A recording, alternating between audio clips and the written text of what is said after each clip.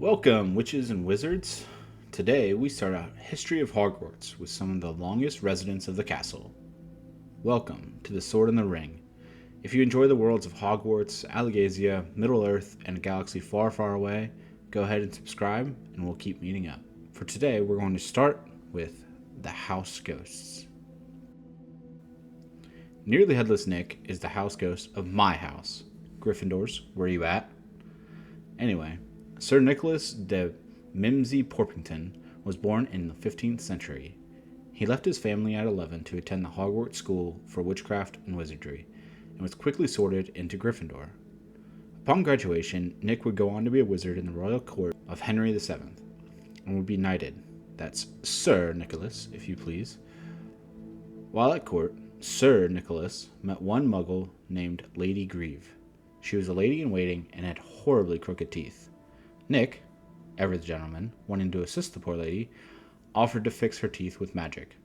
Now, as Hermione's parents might tell you, teeth can be a dangerous business. Indeed, the spell went wrong, and instead of fixing her teeth, Sir Nicholas had fixed her with a new tusk.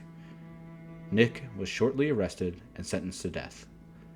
Unfortunately for poor Nick, the axeman hadn't bothered to sharpen his blade that millennium, and only after 45 hacks carried out the death sentence, with Nick's head still somewhat attached to his body. Rowena Ravenclaw's own daughter loved her mother's creations so much that she decided to stick around for more than one life. Or maybe not quite loved. Introducing the second best house haunted by the Grey Lady.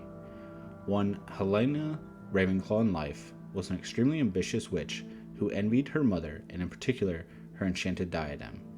Helena abandoned her magical education and stole the diadem, hoping to use it for her own benefit. She disappeared into Albania. There's something about the forest there that I wouldn't recommend running towards. We'll get back to her story in a bit. One of the two ghosts without a proper name, the Fat Friar, was one of the early students at Hogwarts. He was sorted into Hufflepuff and would later become the House Ghost. He joined a holy order and spent time begging for charity. Unfortunately, the Fat Friar also had a suspiciously successful penchant for curing the pox with naught but a stick. The clergy suspected devilry and had him executed. A poor end for a noble life. The story of the Grey Lady continues now.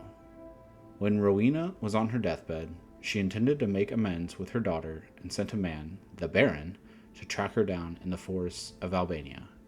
He was also a late 10th century child and had met Helena at Hogwarts. Despite her consistent spurnings, the Baron remained infatuated. Now, he was sent to find her.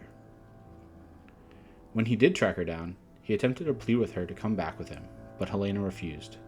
In her own words, furious at her refusal and jealous of her freedom, the Baron stabbed Helena to death.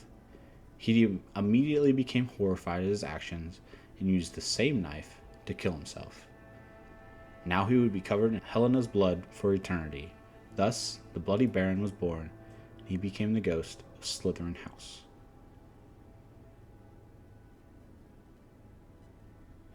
Professor Binns. The history of magic professor is pretty transparent in his class. Anyway, Professor Binns is the longest tenured professor at Hogwarts, as he has been working even since the day he died. Yes, you're right.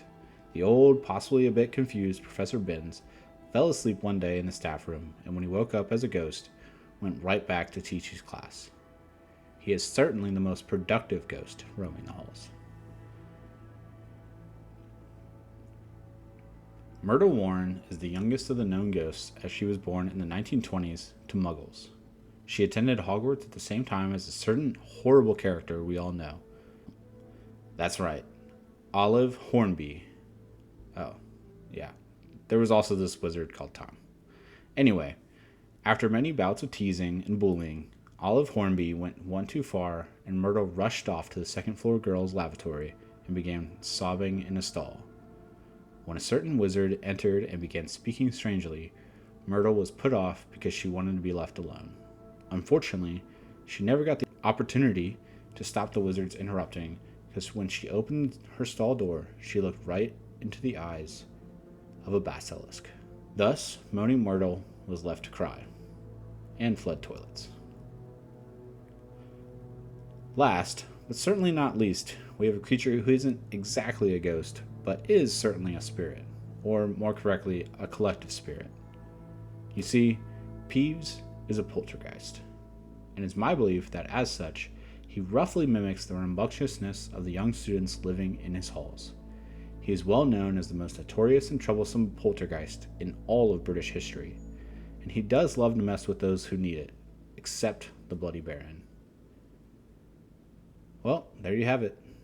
The four houses, the most annoyingly mopey, the most productive, and the not strictly speaking ghost of Hogwarts. If you had to be haunted by one, which would you pick, and why is it Sir Nicholas? Be with you next time on The Sword and the Ring.